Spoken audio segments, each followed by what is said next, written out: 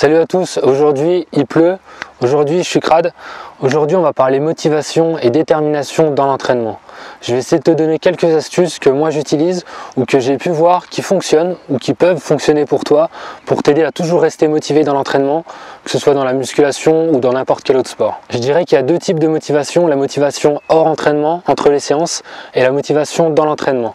On va essayer de voir quelques paramètres, je vais essayer de te donner quelques tuyaux qui te permettront de vraiment gagner en motivation, toujours rester concentré dans ta séance et pouvoir toujours progresser. La première chose à voir, ça va être hors séance, donc c'est-à-dire entre les séances ou alors ce qui concerne pas du tout les séances. Donc le premier conseil que je peux te donner, ça va être de trouver une discipline qui te plaise, qui vraiment te donne envie d'avancer, te fasse vibrer, quelque chose qui te permette de te dépasser complètement et avec laquelle tu es en osmose complète. Il n'y a pas que la musculation traditionnelle, la musculation avec charge. Moi, c'est comme ça que j'aime bien fonctionner, mais je fais pas que ça, je fais un petit peu de crossfit, j'essaie de varier un petit peu parce que ça me plaît en fait, tout simplement ça me plaît. Mais si toi tu te reconnais pas dans la musculation traditionnelle, essaye d'aller chercher ailleurs. Il y a plein de disciplines, il y a le crossfit, il y a l'haltérophilie, il y a vraiment plein de choses il y a plein de manières différentes de t'entraîner. Il n'y a pas que la musculation traditionnelle comme tout le monde fait. Ça, c'est le premier conseil que je peux te donner. Essaye vraiment de trouver quelque chose qui te plaise concrètement. Le deuxième conseil que je vais pouvoir te donner hors séance, ça va être de te fixer des objectifs. Ça va vraiment t'aider à rester motivé. Par exemple, tu te fixes par écrit. Par écrit, c'est super intéressant d'écrire tes objectifs. Ça va t'aider. T'écris, on va dire, dans 2 mois, je soulève, je sais pas, 80 kg au développé couché. Ça, c'est un objectif. Dans 2 mois, je cours 5 km en moins de 20 minutes. Ça, c'est un autre objectif. Il faut vraiment que tu essaies toujours de te fixer des objectifs, de les écrire, de les planifier à court, moyen, long terme. Ça peut vraiment t'aider à rester toujours motivé. Au travail, par exemple, c'est pareil. Au travail, tu as toujours un objectif. Ton patron va toujours te dire, voilà, il faut que tu me boucles ça dans 1 semaine. En musculation, c'est pareil. Il faut que tu essaies vraiment de te fixer des objectifs précis qui ne soient pas trop difficiles à réaliser. Et ça peut vraiment t'aider à rester motivé, à rester concentré toujours pour vouloir te dépasser. En fait, le fait de mettre des échéances, ça peut vraiment t'aider. Ça peut hacker un petit peu ton cerveau. Ça peut vraiment créer une discipline. Et ça, c'est super motivant, super intéressant. Donc tu te mets une date, tu te mets des objectifs précis qui ne soient pas trop difficiles à réaliser. Ça, c'est pareil. Il faut que ça reste quelque chose qui soit atteignable, que ce soit pas quelque chose d'irréaliste, qui soit impossible à faire. Il faut que ça reste des choses suffisamment difficiles pour que tu sors de ta zone de confort, mais pas trop difficile non plus pour pas que ce soit irréalisable. Ensuite, le troisième conseil que je vais te donner hors séance, ça va être de partager éventuellement donc ça c'est à toi de voir si ça te plaît, c'est partager tes résultats, partager tes échecs, tes réussites avec ta communauté, donc sur Instagram, sur Facebook, etc. C'est partager ton expérience, partager vraiment tes réussites. Ça peut être super intéressant parce que ça peut vraiment te permettre de te motiver. Et le fait d'avoir des encouragements extérieurs, ça peut être super aussi productif pour toi. Ça peut te permettre d'avancer beaucoup plus vite. Je pense pas que ce soit forcément une mauvaise chose de partager comme ça sur Facebook, Instagram, tant que c'est constructif, tant que c'est bénéfique, tant que toi t'apportes aussi de la valeur aux autres. C'est vraiment un échange qui se fait, ça peut être super intéressant. Si tu t'entraînes seul, si t'as pas la possibilité d'aller dans une salle parce que t'as pas les moyens financiers, ça peut être vraiment une idée de partager ça sur les réseaux sociaux parce que tu payes rien, mais ça peut ça peut te permettre d'avoir une motivation gratuite et ça peut te permettre d'avoir un échange et de pouvoir aider quelqu'un et de se faire aider en retour. On va passer maintenant aux conseils dans la séance. Il y en aura 2. Le premier, ça va être de t'entraîner en musique. Ça peut être quelque chose qui peut vraiment t'aider à garder de la motivation, à te dépasser, à être toujours concentré dans ta séance. C'est quelque chose que moi j'utilise tout le temps. On en parlera un petit peu plus en détail de la musique, mais ça peut vraiment, ça va vraiment t'aider à garder de la concentration et ça peut te permettre d'avoir une meilleure tolérance à l'effort. Et ça, c'est super intéressant. Ça peut te permettre de dépasser tes limites beaucoup plus facilement, d'éventuellement de faire, je sais pas, 2 répétitions en plus, etc. Si vraiment tu as de la musique qui te plaît, si c'est pas à la radio, de la salle, etc., mais c'est dans ton MP3, tu te mets tes musiques, tu écoutes ton style de musique et ça peut vraiment te permettre de te focaliser complètement dans ta séance. séance et te permettre de te dépasser. Il y a des études qui disent que ça diminue la concentration, mais je pense que ça dépend de chacun. Il y a des personnes pour qui c'est bénéfique, des personnes peut-être un peu moins. Il y en a qui aiment bien s'entraîner sans rien, sans bruit. Mais moi personnellement, c'est comme ça que j'arrive à me motiver. Je ne pourrais pas faire ça en fait. J'ai déjà essayé sans. Mon MP3 est déjà tombé en rade en fait. Et il se trouve que j'ai vu vraiment la différence. Donc c'est quelque chose que tu peux faire. Le premier conseil, ça va être de t'entraîner en musique. Essaye de le faire. Essaye de voir ce qui se passe. Mais je pense que ça peut t'aider. Le deuxième conseil que je peux te donner, ça va être d'essayer de te trouver un partenaire d'entraînement. Ça peut être bénéfique pour garder la motivation. Par contre, si tu le fais, il faut que ton partenaire ait les mêmes objectifs que toi et à peu près le même profil que toi pour pas que vous vous tirez vers le bas et que vous ayez à peu près la même dose de motivation personnel, mais que ce soit un cercle vertueux collectif. Par exemple, le jour où toi t'es pas motivé, ton partenaire te dit allez viens, au pire on allège la séance, etc. Je veux pas y aller sans toi, et tu vois que ça va te motiver. Et c'est super intéressant aussi, ça peut être une bonne chose. Donc ça c'était des conseils généraux. Je vais te dire maintenant ceux que moi j'utilise. Il y en a beaucoup qui sont dedans, mais il y en a d'autres aussi que j'utilise qui sont pas forcément communs, on va dire. Mais je vais t'en parler aussi, ça peut te donner éventuellement des idées. En ce moment je m'entraîne chez ma mère, dans une chambre classique, 9 mètres carrés, je vais te montrer ça en vidéo. Tu peux voir que c'est... Voilà, j'ai le lit qui est en face de moi. Bon, faut vraiment la garder quand même, la motivation pour pouvoir toujours dépasser, arriver à ses objectifs, arriver à mes objectifs.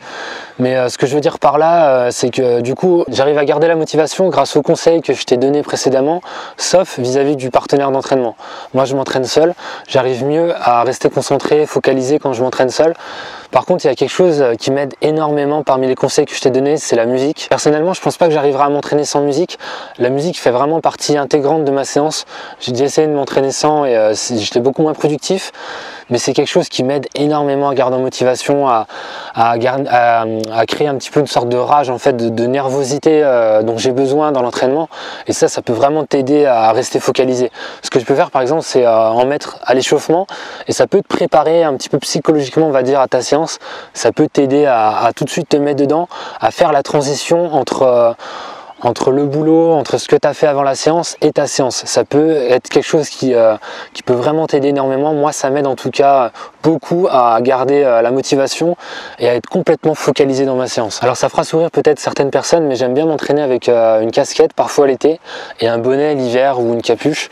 C'est quelque chose qui m'aide énormément. Je pourrais pas t'expliquer vraiment pourquoi, mais tu peux essayer de le faire et voir ce qui se passe. Si t'es chez toi, bien sûr, il n'y a pas de problème. Si tu es dans une salle avec le personnel qui l'autorise et où les gens sont suffisamment ouverts d'esprit, tu peux le faire aussi. Ça peut vraiment t'aider à rester motivé et focalisé dans ta séance, sauf bien sûr sur certains exos où c'est dangereux, où il faudra enlever la casquette sur un banc développé couché par exemple.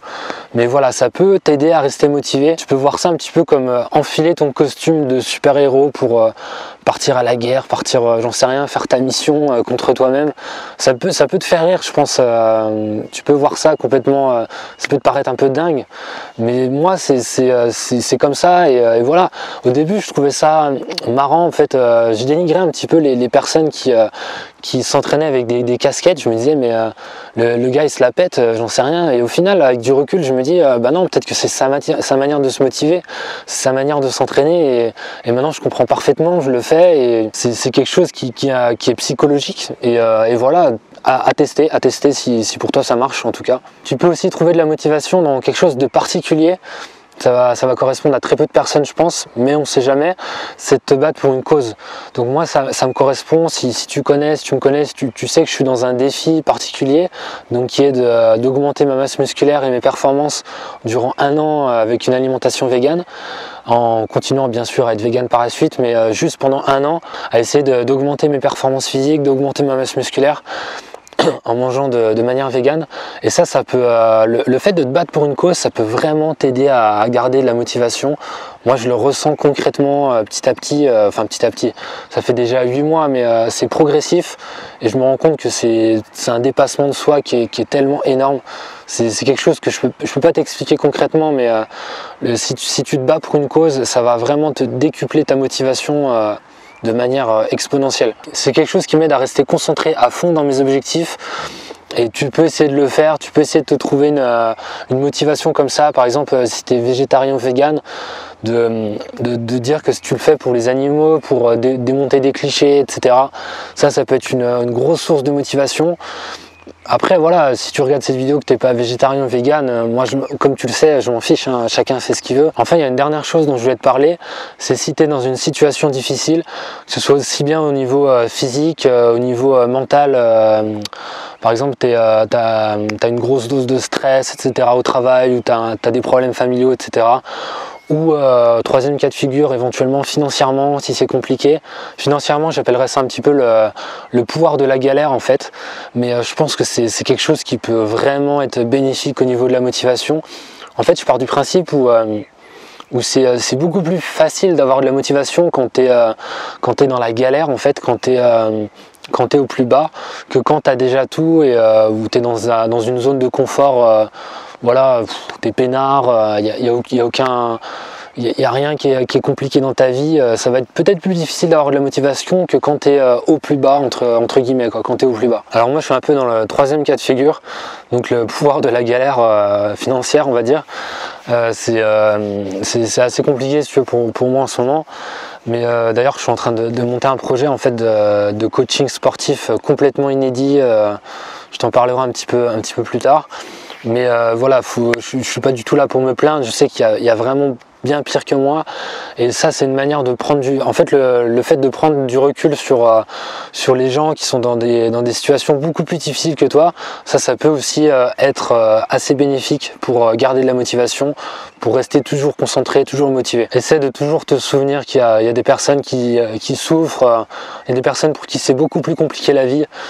C'est bien beau de donner des messages, je pense, de dire ouais, reste motivé et tout, machin, parce qu'il faut être motivé, il faut être le meilleur, mais pas forcément. Je pense que t'as pas besoin forcément d'être le meilleur, mais de dire que pour arriver à tes objectifs, aussi modestes soient-ils, le simple fait de dire qu'il y a des personnes qui sont en galère, si t'es végétarien ou vegan, de dire qu'il y a des personnes non humaines, des animaux qui souffrent chaque seconde, ça peut être une source de motivation pour toi.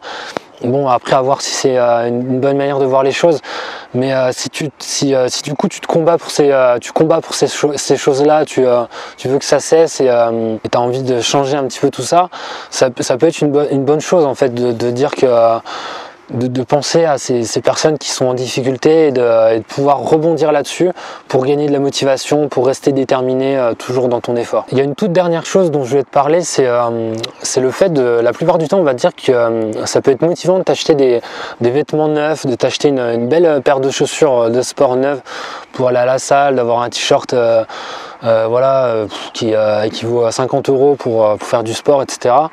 Je pense que ça peut être bénéfique, mais pas forcément. Je vais te dire pourquoi. En fait, ça peut être bénéfique pour toi, mais ça peut être aussi bénéfique pour toi de t'entraîner avec des vieux vêtements avec lesquels tu as une valeur sentimentale, avec lesquels tu as quelque chose, en fait, tu es rattaché à ces vêtements concrètement, et ça peut être une source de motivation vachement importante. Moi, si tu veux, j'ai du mal à me débarrasser de mes vieux vêtements, même si ils sont craqués, etc. Tu peux le voir ici, mais en fait c'est quand tu as une valeur sentimentale, quand tu es attaché à un vêtement sportif, du coup on reste dans le sport, je pense que ça peut être une source de motivation aussi pour te dépasser. En fait c'est un petit peu le pouvoir de la galère, tu vois, c'est un petit peu ça, tu vois, le fait de recoudre tes vêtements et tout, pour moi c'est génial, ça me permet en plus d'avoir un impact écologique positif, et pour moi c'est une source de motivation. Ça me permet de donner à fond avec le peu que j'ai, en fait, de me dire qu'il faut pas rester sur la facilité, il faut pas tout le temps essayer de consommer et tout, et du coup ça me motive à fond. Ça me motive en fait, si tu veux, de voir des personnes qui s'entraînent avec des vêtements, avec une tenue de sport qui vaut 200-300 € et qui font pas grand chose, quoi, qui brassent de l'air, entre guillemets, et du coup moi ça me motive. Je me dis que je suis un peu en retrait, je suis un peu en galère par rapport à eux, et ça me motive à fond pour essayer de faire mieux, pas forcément mieux qu'eux, mais il y a toujours un petit peu un esprit de compétition. Mais voilà, pour moi c'est un peu une motivation aussi de pas avoir cette chance de pouvoir m'habiller comme ça, et même si je l'avais, de faire en sorte de pas m'habiller comme ça pour pour pouvoir me dépasser avec le peu que j'ai et montrer que c'est pas parce que tu as cette dernière paire de chaussures que tu vas forcément être meilleur. La motivation, ça marche pas comme ça, c'est vraiment dans ta tête, c'est ici que ça se passe.